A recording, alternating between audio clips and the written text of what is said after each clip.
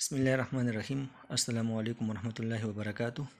1/501 का lesson number 29 है economics in the environment. तो इसी चैप्टर में हम पढ़ेंगे कि इकनॉमिक्स और एनवायरनमेंट का आपस में ताल्लुक़ है। तो अगर हम देख ले डेवलपिंग वर्ल्ड में तो आधी से ज़्यादा आबादी वो माहौल पे इंहिसार करती है और वहाँ से अपना इनकम हासिल करती है। यानी एग्रीकल्चर से, ज़राअत से वाबस्ता है लोग, एनिमल हस्बेंड्री, माल मवेशी पालते हैं, उससे दूध हासिल करते हैं, गोश्त हासिल कर उसकी तिजारत करते हैं। इस तरह फिशिंग, हंटिंग, फॉरेस्ट्री और फॉरेजिंग, यहाँ से वो अपना इनकम हासिल करते हैं। तो इससे ये बात क्लियर हो जाती है कि 7 मिलीनियम डेवलपमेंट गोल ये इंतहाई इम्पॉर्टेंट है, इंतहाई अहम है। इसका मतलब ये है कि टू इंश्योर इन्वायरमेंटल सस्टेनेबिलिटी, कि हम इन्वायरमेंटल सस्टेनेबिलिटी को इंश्योर करें। सस्टेनेबिलिटी का मतलब ये है कि इन्वायरमेंट में जो रिसोर्सेज है, हमारे पास जो जंगलात है, जो लैंड है, जो वाटर है, उसको हम इस तरह यूज़ करें और उसको नुकसान ना पहुंचाए, ताकि हमारी ज़रूरत भी पूरा करे और आने वाली नस्लों की ज़रूरत को भी पूरा करे। तो इसको हम कहते हैं इन्वायरमेंटल सस्टेनेबिलिटी।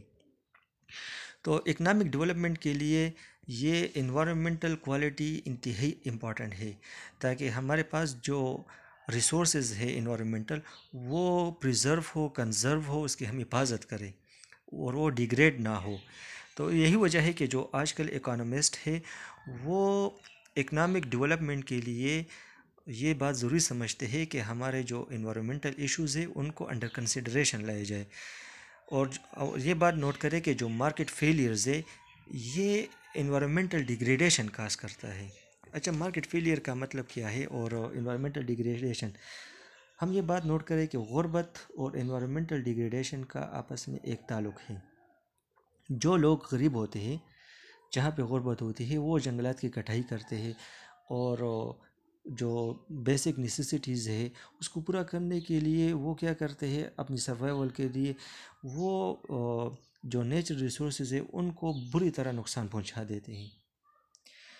तो डेवलपिंग कंट्रीज़ में जो सेल्फ सफिशेंसी, इनकम डिस्ट्रीब्यूशन और फ्यूचर ग्रोथ पोटेंशियल के हवाले से जो इन्वायरमेंटल रिसोर्सेज है उस पर प्रेशर पड़ता है, क्योंकि आबादी में इजाफा हो रहा है और लोग जंगलात की कटाई कर रहे हैं।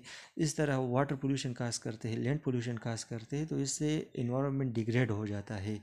तो ये मार्केट फेलियर्स की वजह से इन्वायरमेंट डिग्रेड होता है। अच्छा, इन्वायरमेंटल डिग्रेडेशन की वजह से इकनॉमिक डेवलपमेंट ख़त्म हो जाती है, कम हो जाती है। वजह यह है जब जहाँ पे इन्वायरमेंट डिग्रेड हो, एयर पोल्यूशन हो, वाटर पोल्यूशन हो, लैंड पोल्यूशन हो, तो वहाँ पे लोग बीमार हो जाते हैं इन आलूदगी की वजह से। तो फिर उन लोगों का सेहत के हवाले से काफ़ी उनका ख़र्चा बढ़ जाता है। इसी तरह जो रिसोर्सेज है उनकी प्रोडक्टिविटी कम हो जाती है और लैंड पोल्यूशन की वजह से ज़मीन वो इतना पैदावार नहीं करता, तो रिड्यूस प्रोडक्टिविटी ऑफ रिसोर्सेज उसकी वजह बन जाती है। अगर हम देख लें कि जो गरीब है 20% पुअरेस्ट लोग जो है अर्बन और रूरल एरियाज़ में रहते हैं, तो वो इन्वायरमेंटल इल्स की वजह से ज़्यादा मुतासर होते हैं। क्योंकि अब ये बात नोट करें कि अब जो कि गरीब लोग हैं वो मार्जिनल लैंड पे इंहिसार करते हैं। तो मार्जिनल लैंड की जब लैंड पोल्यूशन होगा या वाटर पोल्यूशन होगा, तो उससे जो ज़मीन है उसकी पैदावार में कमी हुआ क्या होगी, तो पर कैपिटा फूड प्रोडक्शन भी कम होगा, तो ज़्यादा गरीब लोग इससे मुतासर होंगे। इसी तरह जब सैनिटेशन का निज़ाम नहीं होगा, पीने का साफ़ पानी ना हो, क्योंकि ये आलूदगी की वजह से ये रिसोर्सेज वो डिग्रेड हो चुके हैं, तो इससे कई बीमारियां पैदा हो जाती है। तो इस प्रॉब्लम्स का सलूशन ये है कि हम इन्वायरमेंटल प्रॉब्लम्स का हल निकालें और इसका तरीक़ाकार ये है कि हम अपनी रिसोर्सेज की प्रोडक्टिविटी को बढ़ा लें और गरीब लोगों का जो लिविंग कंडीशन है उनको बढ़ा लें।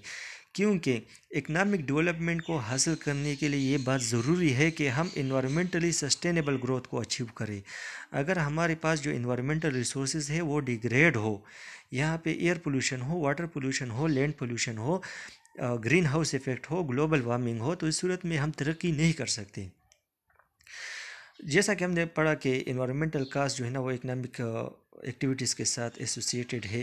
लेकिन ये बात नोट करें कि जब गवर्नमेंट पॉलिसी बनाती है तो उसको चाहिए कि इन्वायरमेंटल कंसिडरेशन को भी अंडर वो ज़ेर गौर लाए।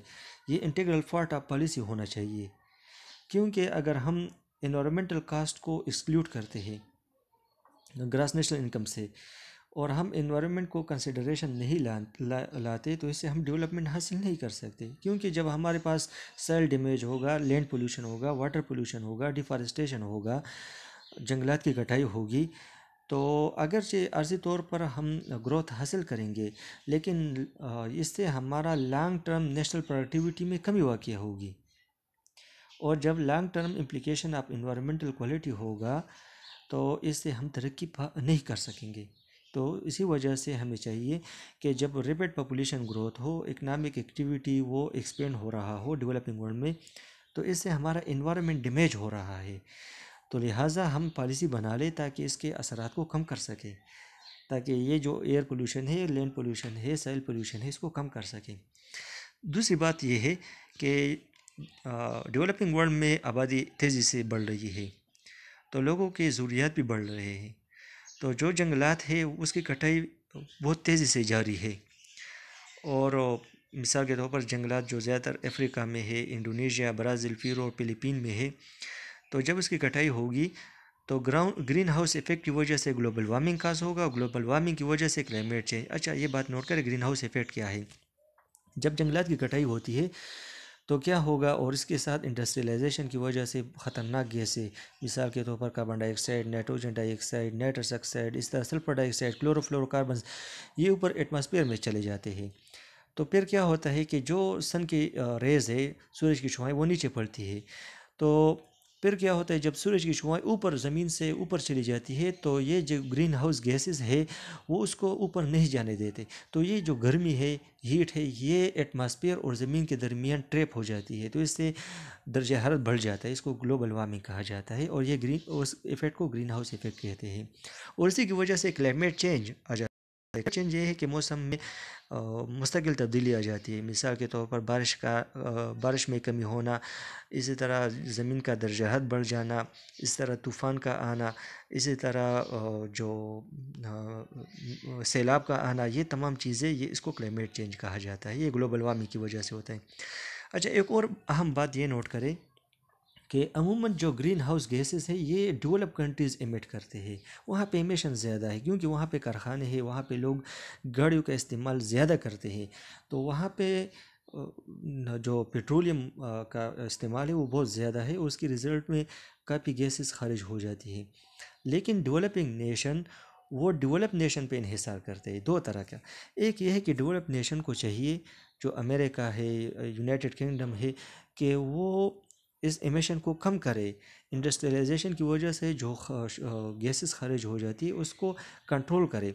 दूसरी बात यह है कि वो नई टेक्नोलॉजीज़ इंट्रोड्यूस करे, जैसा कि सोलर एनर्जी का इस्तेमाल करे, ताकि ख़तरनाक गैसें वो फ़ज़ा में ना जाए। इससे डेवलपिंग नेशन मुतासर होते हैं। थर्ड ये बात नोट करें कि चाइना, वो भी एक अगरचे डेवलपिंग नेशन है, डेवलप नहीं, लेकिन वो भी काफ़ी एमिशन करता है, काफ़ी ख़तरनाक गैसेस वो, क्योंकि इंडस्ट्रियलाइजेशन वहाँ पे है, काफ़ी इकनॉमिक एक्टिविटीज़ जारी है वहाँ पे, तो उसका भी बड़ा कंट्रीब्यूशन है। तो उसको भी चाहिए कि उस एमिशन को कम करें और इन्वायरमेंटल रिसोर्सेज को कंजर्व करे, प्रिजर्व करे। इससे जो डेवलपिंग नेशन है वो तरक्की करेंगे।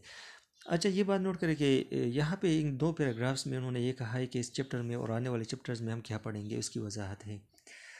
ग्लोबल वार्मिंग की अगर हमने जैसा कि पहले मैंने कहा कि the average rise in the temperature of earth is called global warming, यानी जो ज़मीन है या इसमें हवा मौजूद है, ओशन है, उसके टेम्परेचर में जब इजाफा हो तो उसको ग्लोबल वार्मिंग कहते हैं। और ये ग्रीन हाउस इफेक्ट की वजह से होता है। ग्रीन हाउस गैसेस कहाँ से खारिज होते हैं? इंडस्ट्रियलाइजेशन की इंडस्ट्री से। इस तरह अगर हम एग्रीकल्चर और फॉरेस्ट्री, उसी तरह दीगर एक्टिविटीज़ से ये गैसेस इमिट होते हैं। क्लाइमेट चेंज ये ग्लोबल वार्मिंग की वजह से होता है, ग्रीन हाउस गैसेस की वजह से। जब मुस्तकिल तब्दीली आ जाती है, यानी इंक्रीज एवरेज टेम्परेचर में इजाफा हो, इसी तरह बारिश में कमी वाक़ हो, इसी तरह खदसाली हो, स्टॉर्म्स हो, इसी तरह सैलाब का आना। क्योंकि जब दर्जाहत बढ़ जाती है तो जो क्या है, ग्लेशियर्स है वो तेज़ी से उसकी पिघलना शुरू हो जाते हैं। तो फिर क्या होता है, दरियाओं की कैपेसिटी इतनी ज़्यादा नहीं होती, तो सैलाब के ख़तरा बढ़ जाते हैं। अच्छा, सस्टेनेबल डेवलपमेंट और इन्वायरमेंटल अकाउंटिंग का मतलब क्या है? इन्वायरमेंटल अकाउंटिंग का मतलब ये, आप यहाँ पे इस डिफिनीशन को देख लें कि हम इन्वायरमेंटल बेनिफिट्स और कास्ट को शामिल करें इकनॉमिक एक्टिविटीज़ के क्वांटिटेटिव एनालिसिस में, जब हम इकनॉमिक एक्टिविटीज़ के एनालिसिस करते हैं तो उसमें हम ये देख लें कि इन्वायरमेंटल बेनिफिट्स क्या है और कास्ट क्या है, इसको भी हम शामिल करें। और ये ज़रूरी है। क्यों ज़रूरी है? क्योंकि सस्टेनेबल डेवलपमेंट के लिए इन्वायरमेंटल अकाउंटिंग ये लाजमी है। अच्छा, इस बात की हम वजाहत करें। सबसे पहले हम सस्टेनेबिलिटी की बात करें। सस्टेनेबिलिटी का मतलब ये है कि जो इन्वायरमेंट में जो रिसोर्सेज है हम उसको इस तरीके से इस्तेमाल करें कि हमारी ज़रूरत को भी पूरा करे और आने वाली नस्लों को ज़रूरत को भी पूरा करे। इसको हम बेदरेग इस्तेमाल ना करें, जंगलात की कटाई ना करें। इसी तरह हम जो हमारे पास जो लैंड है, जो वाटर है, जो एयर है, उसको हम पोल्यूट ना करें ताकि आने वाली नस्लों को मुश्किलात हो। तो इसको सस्टेनेबिलिटी कहा जाता है। अगर हमारे पास कुछ रिसोर्सेज है और हम उसको इस्तेमाल करें और ख़त्म हो जाए तो ये सस्टेनेबिलिटी नहीं है। तो ये बात नोट करें कि सस्टेनेबिलिटी ये काफ़ी इम्पॉर्टेंट है। अगर हम मैन्युफैक्चर कैपिटल की बात करें तो वो आर्जी तौर पर हमें फ़ायदा देगा, लेकिन लॉन्ग टर्म में ये हमारे लिए नुकसान होगा। क्योंकि जब हमारे इन्वायरमेंटल रिसोर्सेज डिप्लीट हो, जंगलात वो ख़त्म हो जाए, या हमारे जो एयर है, वाटर है, लैंड है, उसकी क्वालिटी डिग्रेड हो जाए, पोल्यूशन हो, तो हमारी आने वाली नस्लों के लिए और हमारे लिए बड़े नुकसानदेह बात होगी ये।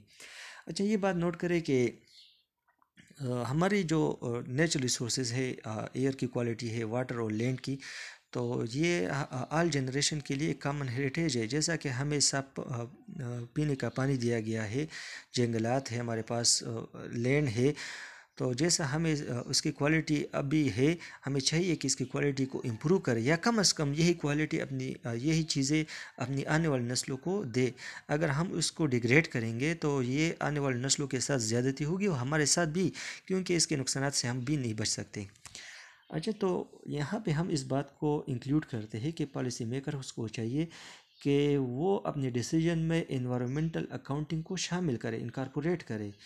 मिसाल के तौर पर जब वो एक जगह पे कारखाने लगाते हैं और वहाँ पे जंगलात है और वो 1000 दरख्तों को काट ले, तो चाहिए कि आस पास के करीब इलाकों में या दूसरे इलाकों में 1000 या 2000 मज़ीद दरख्त वो उगाए। इसको ये पॉलिसी में होना चाहिए। इससे हम क्या करेंगे, इसको इन्वायरमेंटल अकाउंटिंग कहा जाता है। अच्छा, ओवरऑल कैपिटल एसेट की अगर हम बात करते हैं ना, तो इसमें मैन्युफैक्चर कैपिटल होना चाहिए, मशीन, और इसी तरह फैक्ट्रीज और रोड्स वगैरह। इस तरह human capital, knowledge, experience, skill, और इस तरह इन्वायरमेंटल कैपिटल जो फॉरेस्ट है, सॉइल क्वालिटी है, रेंज, लैंड क्वालिटी है, वाटर क्वालिटी है, ये इसमें शामिल होना चाहिए।